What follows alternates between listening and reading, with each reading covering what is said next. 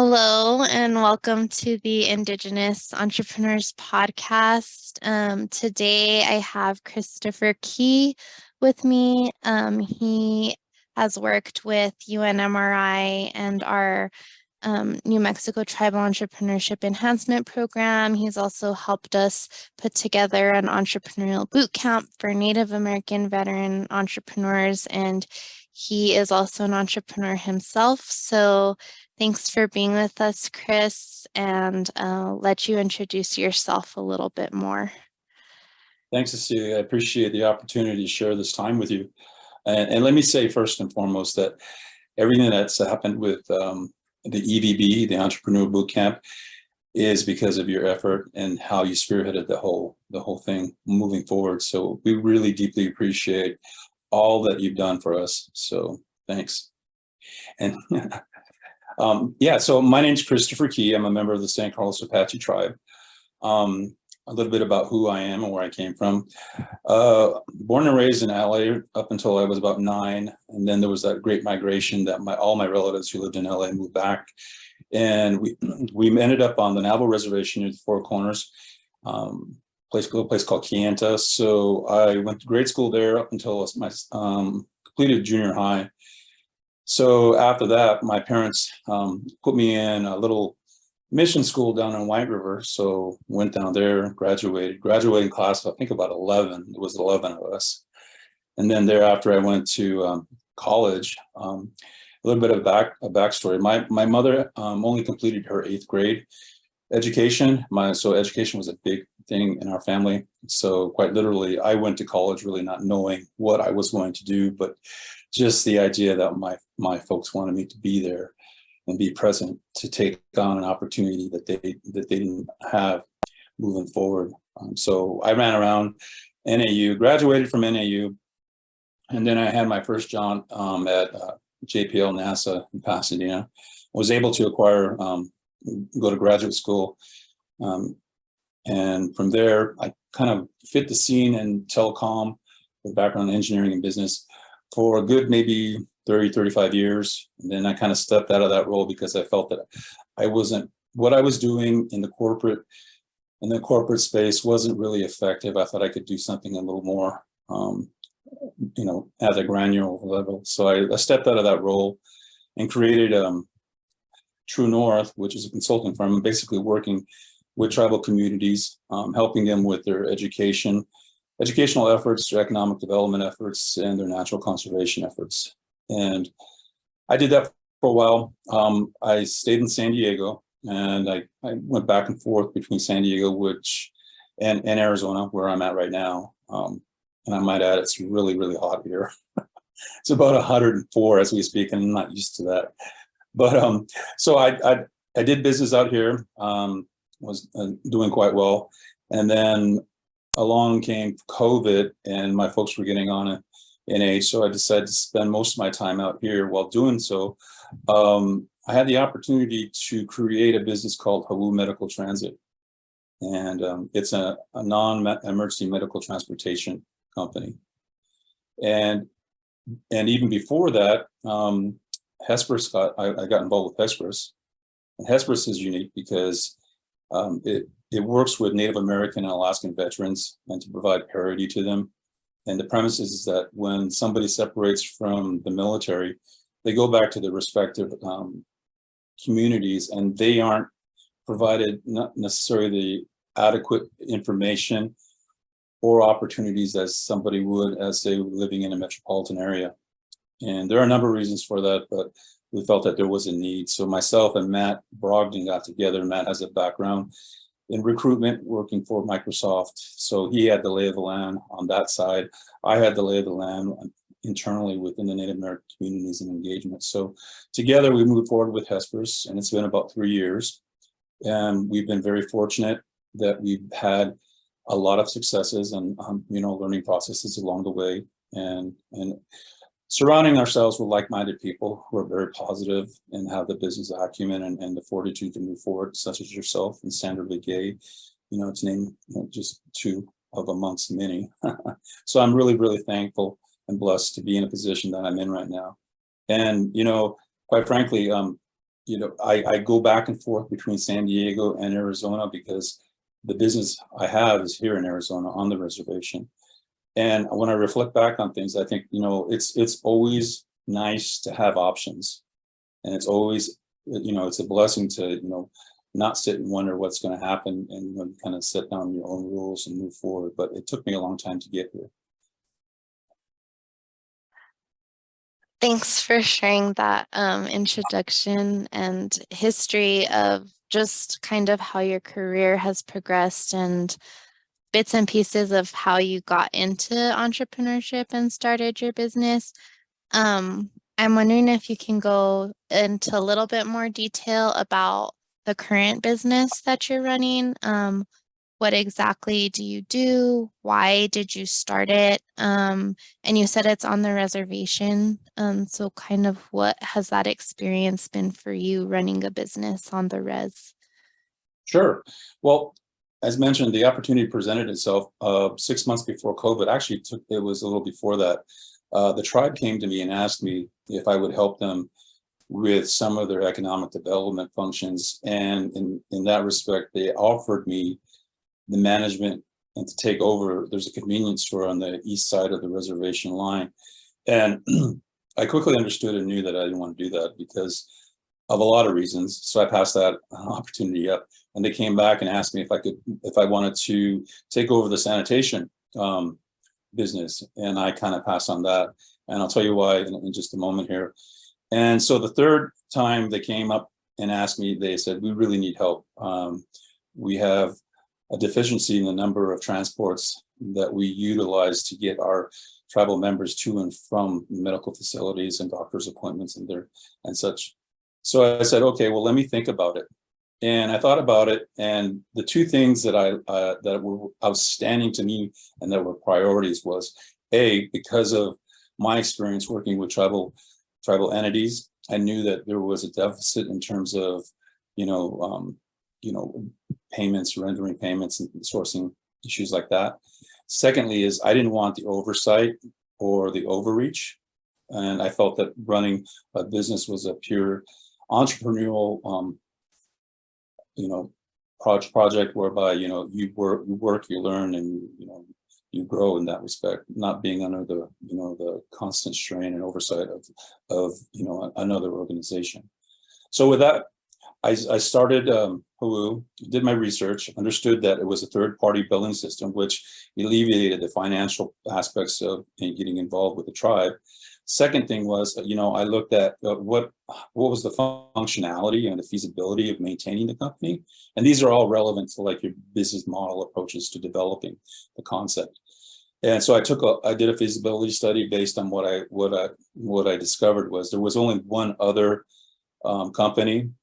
So they would be kind of my competition, but I was compatible in the sense that my pitch to the tribe was I would complement their existing services, and we wouldn't get in the way. And so it was a natural fit. I didn't have the restrictions or the oversight by the tribe.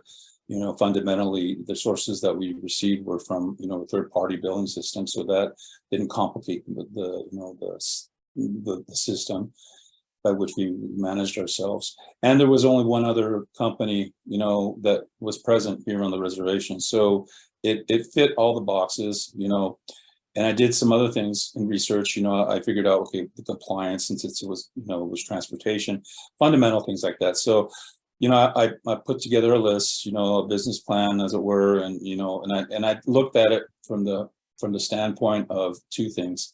What did it look like today, presently? What is it going to look like in 10 years? And what is it going to look like, in 2025? And it came because of my background in technology. I understand that, technology is, always evolving. So at some point in time, I do know that, with telemed, the nature of non-emergency medical transportation is probably going to be obsolete. So I really have that in mind. So when I mentioned that only because I told myself I need to look beyond, what is present, what's, 10 years and out, in order to really make a good decision on moving forward on this. So I did, and some of the things that were challenges from the get-go. As I mentioned, we opened our doors, turned on the engines, and picked up our first passengers 6 months before COVID. And then when COVID hit, we were right in the middle of things. So we had kind of had to learn while we're on the job. All of us were, learning the compliances, learning the safety issues, amplifying and punctuating all those aspects. And that just didn't, and that resided on me. That was my responsibility because I had to advocate, I had to do my research, and I also had to train.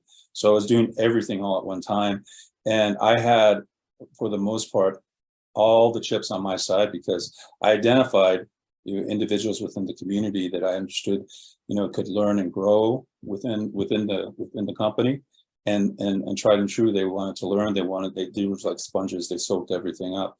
But it was pretty tough because from one minute to the next, we didn't know what was going to happen. So that whole aspect of what does it look like 5 years, 10 years, kind of took a left turn.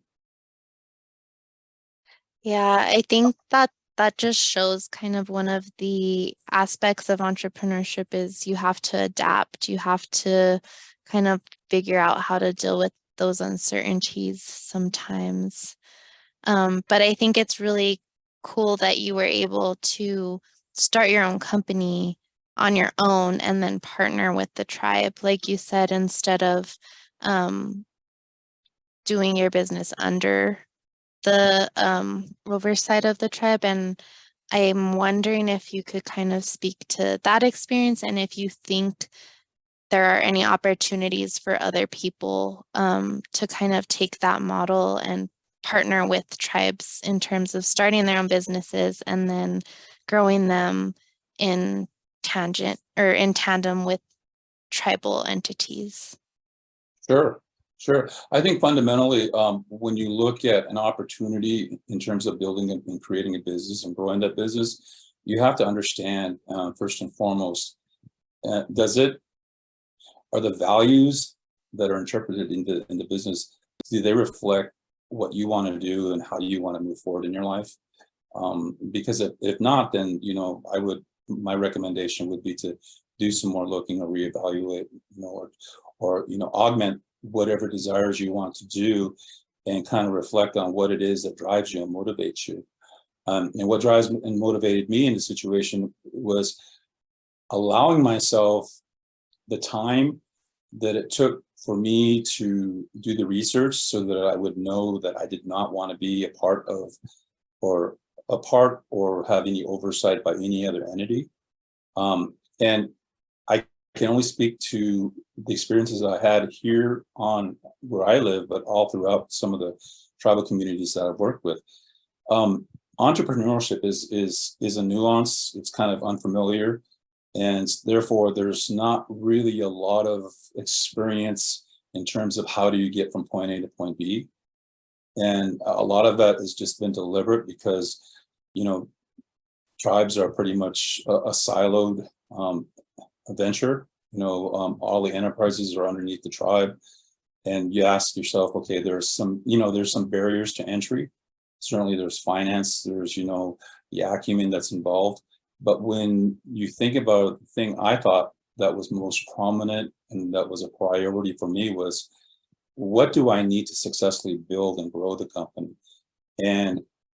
And coming from a reservation that has limited access to a lot of resources, financially and everything otherwise, and also teaching and showing and demonstrating to others that something can happen and be applicable and grow it. You also have to apply that to leadership.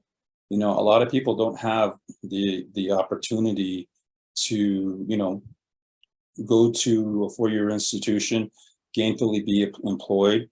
The other thing is it's a state of growth, and sometimes you really have to circle back and think, okay, it's going to take time. And where we are on the reservation and tribal communities is there aren't a lot of businesses. And so it is something new, but as we begin to prominently discover ourselves and grow businesses within community, we essentially grow commerce, throughout, and it's a stabilizer. But until that happens, we're still in that period of birth, I guess, if you want to, and so there's a lot of things that aren't really, I would have to say, it's not conventional. I mean, I'll give you an example. To do anything, you would have to get numerous approvals. You'd have to take numerous steps, and that's just, and that can be cumbersome. It can be tiring. You have to get the approval of a subcommittee. You have to go through multiple committees. You also have to go before council. Then you got to go before the business. It's just so many obstacles that are in your way. When you're talking with developing a corporation like I did here on the reservation, the Secretary of State requires you to have a physical address. In some cases, reservations don't have that. They don't have a grid system. So things like that, you really have to give yourself a lot of patience, understand, there are workarounds, and reach out to those people and those individuals like the rainforest who can help you navigate through those times of, the unknowns, the things that you want to better understand. You just have to be very open in your approach and be honest with yourself and honest with the people that you're working with, because you can't take anything for granted. What you feel is something that everybody should know, when it is in fact something that a lot of people don't know. So there's a lot of sharing of information, a lot of demonstrating, a lot of teachable moments. But that happens when you take that in a holistic approach. That's what owning a business is all about. You have to take time into consideration. You have to be effective with time management. You also have to be able to train and approach things. And as things evolve, you have to keep up with that evolution, with whatever business you have. I mean, if it's just, if you have to find another supplier, there are things or deviations. You have to pivot left and pivot right. But it is a complicated process opening up a business on the reservation as opposed to opening up a mainstream. But I would say that don't allow yourself to be defeated or defeat yourself. What you should do is you should reach out again to individuals like myself or other people, and the rainforest, and make those discovery moments that make things happen. I think one of the great things, at least with all the Native American entrepreneurs that I've spoken with who do have businesses on the reservation, they are always more than willing to help others navigate the process of, this is what I went through, this is what I had to do. And that's what our program is trying to do, is to help serve as navigators, and then also identifying some of those areas where maybe the processes could be made a little bit easier. Mm-hmm. So you started right before COVID, so I can imagine you faced a lot of challenges. But I'm wondering if you could talk about a few specific challenges that you faced, and then some lessons learned in your whole experience as an entrepreneur. Some, I guess, key takeaways, key lessons that you've learned throughout this journey that you'd like to offer to others who are interested in pursuing the journey of entrepreneurship. Sure, yeah.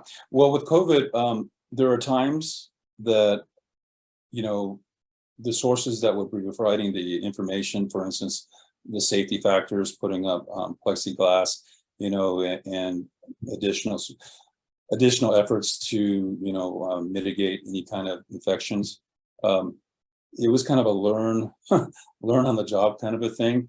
And quite frankly, we would be sharing information. I would be sourcing different areas to find, to really structure how we can implement, that safety component. And you'd be surprised that the limitations that, for instance, tribes have with regards to accessing that information. So it can be complicated. You might find yourself on an island, but that goes back to my point about, networking. Your network is everything. The other thing too is everything is detail oriented as an entrepreneur. You can't really overlook anything. And sometimes we have a basic behavior, if I put my hand in the sand, it'll go away. And you can't do that, you have to really be structured. And that's sometimes a tough thing to do. I know I find myself doing that sometimes, but it always comes back to bite you. And specifically, talking about compliances, whatever business you're getting into, always know that there's a functionality that you need to engage. Taxes, the tax structure is totally different from being off the reservation as it is on, contractual agreements, understanding the law and how that mitigates or works to your favor. All these things are relevant. And, you really have to have that understanding that to go a mile means you have to go 2 miles, and understand that not necessarily the day ends at 5, you'll be up, maybe to the wee hours of the night, but that cadence is based upon what you want to do and how you want to get from point A to point B, which is also a segue into what I believe is really the nucleus that holds everything together is your health and well-being. You have to remember that it can never be overstated that if you're not behind the desk doing your job because you're sick, then you really need to take time out and figure out, okay, I need to create some structure. Because if you're not there for the business and your employees, you're certainly not going to be there for your family. And you always have to remain, that has to be paramount. And I would say that, we always overlook, and I'm an example of that. I'll find, because it's so hot where I'm at right now in the summertime, it's easy for me to go beyond, a regimented day. Right now I have to push away, I need that time. I need an hour to myself, or either I'll go walking or try to get back into to do physical things. But that's really something that people kind of overlook, and they need to be really aware of that. I know entrepreneurship, it's a lot of hard work, but does it also maybe offer some freedom, being able to choose kind of what you do with your time? Like you're saying, just go for a walk if you need to. How have you been able to find that balance? And has it provided you like freedom or any type of benefits? Oh yeah, I would have to say, just from my personal experience with Hawu, growing it, the biggest things that I walk away with it are 2 things, well, actually 3 things. The fact that the purpose and the intent of Hawu is to provide jobs to the community. And the second thing is to provide them a valued service, transportation. And through that, we're able to maintain and be sustainable. And you just have to roll along with the tides, and figure out what's best and what's appropriate to make the bottom line. But the biggest thing, and where I'm going with this, and to answer your question, is I get the biggest,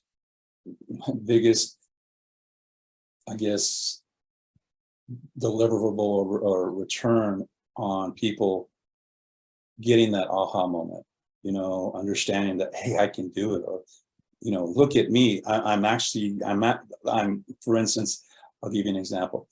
I mentored and, I developed a relationship with an individual. She started out as one of our drivers, and I started to realize that, I really need to identify somebody with who I can pass these responsibilities off, because I had other things I needed to do. So I mentored her, and now she's the operations manager, and it doesn't require me to be here 24/7 like I used to be. So having that ability to, mentor somebody and have them grow, and watching them grow, and watching, for instance, another operator, she was able to buy, her first vehicle. So seeing that benefit and seeing that growth within, the structure that you've created so that they could help, and empower themselves and create greater agency, that to me is the greatest gift, because I think that's what entrepreneurship is all about, is being able to share and understand and develop and create opportunities for others. So that's been the takeaway that I've experienced with Hawu is, again, the development, the perseverance, being able to allow people to grow.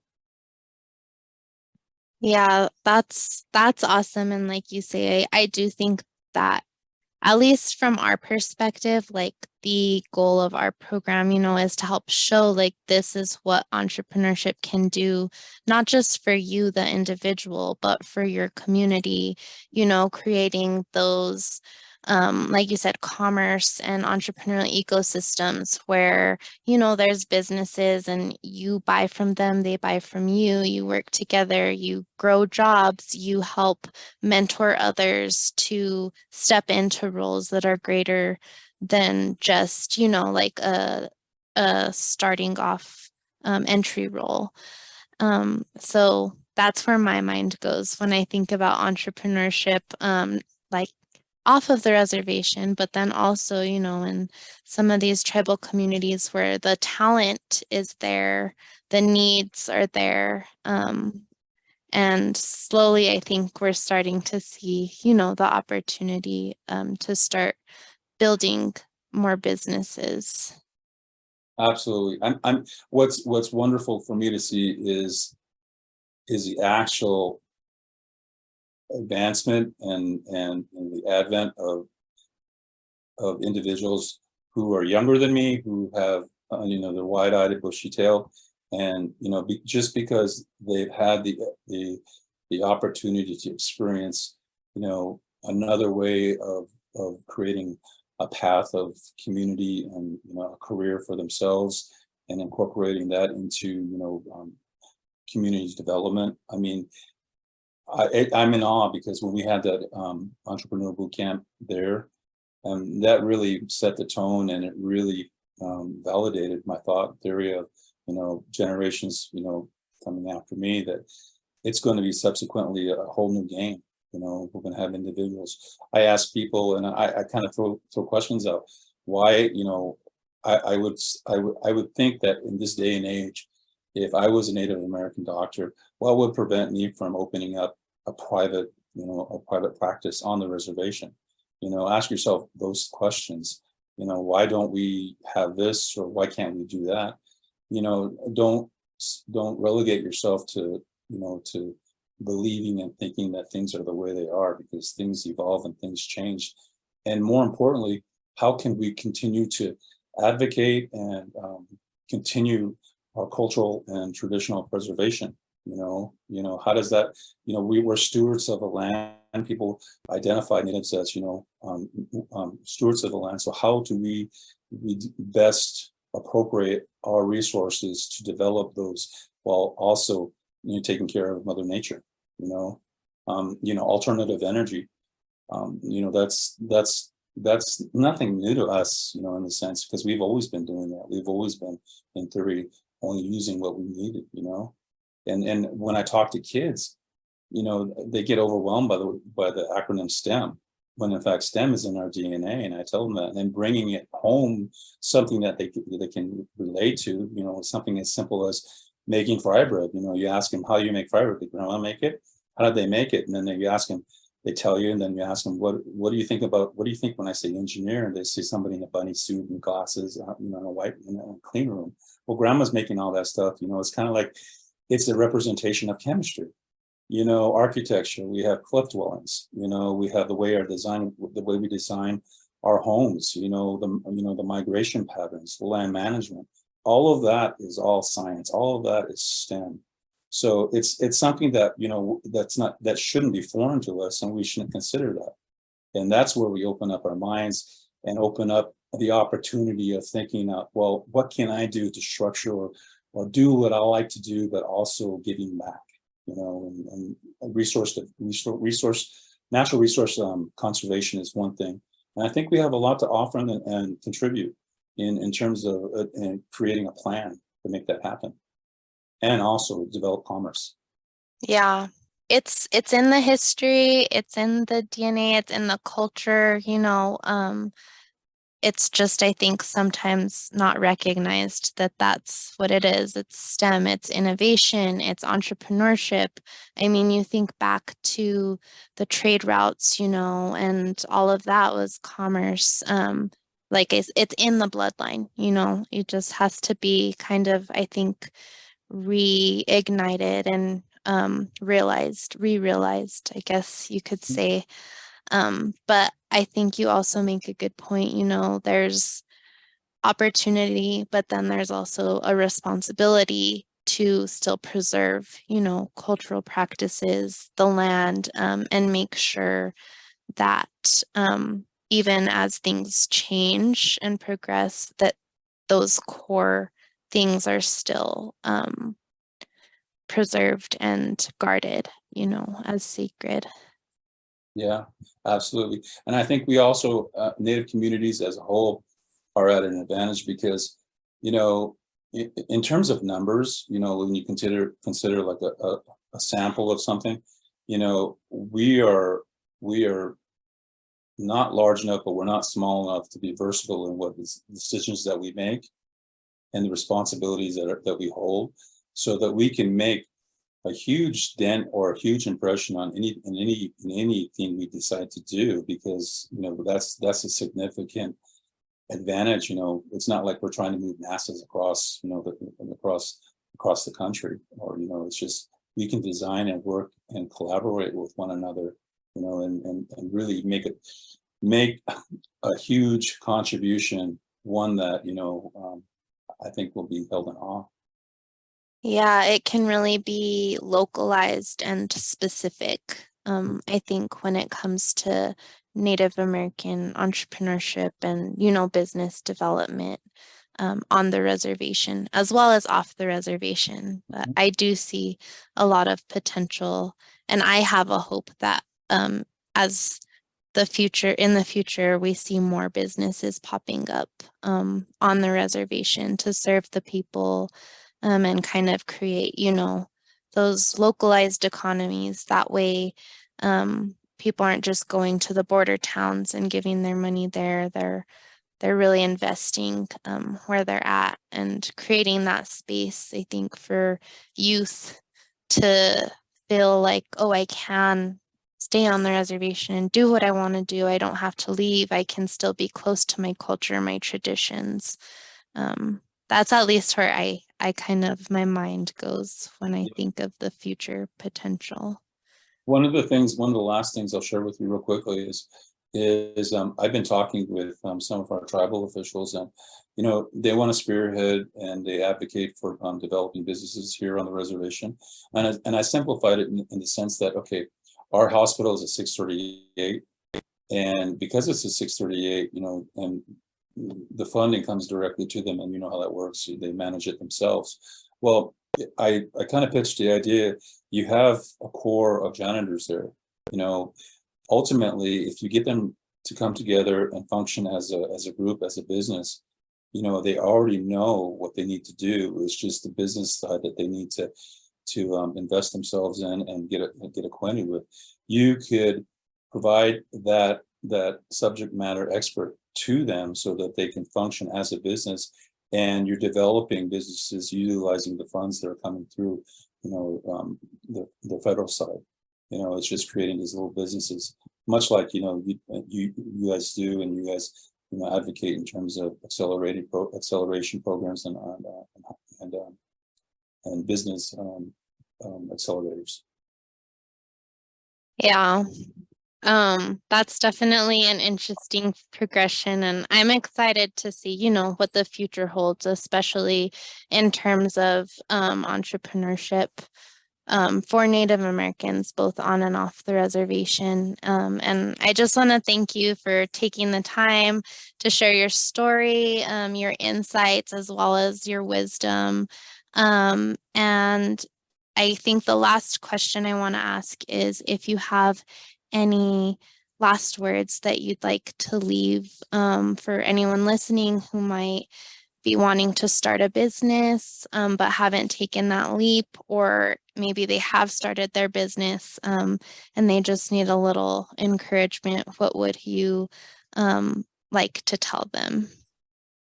Well, interestingly enough, I had this conversation just a couple hours ago with somebody. And the biggest thing I would say is don't limit yourself. Don't disqualify yourself in the sense that, oh, looking at something that would prevent you from doing something. Quite frankly, I told this individual, write it out, write the sky's the limit, see where it goes, and then kind of work backwards, and figure out how do you get to that point where you want to be in terms of developing a business, and figure out, what are the sources you need, what are some of the outcomes that you want, and what your network is. Your network is a huge thing. Regardless if you want to build a business, a solid network of people that understand and are focused will help you and guide you along the way. Well, thank you again. And I am probably going to ask you to come on the podcast again in the future to talk more specifically about Hesperus and the entrepreneurial boot camp for Native American veterans. But I think that needs to be its own episode. But thank you so much, Chris. You're welcome, Cecilia. I appreciate the opportunity and to share, a little bit of what I do. So I look forward to the next one. Yeah, me too.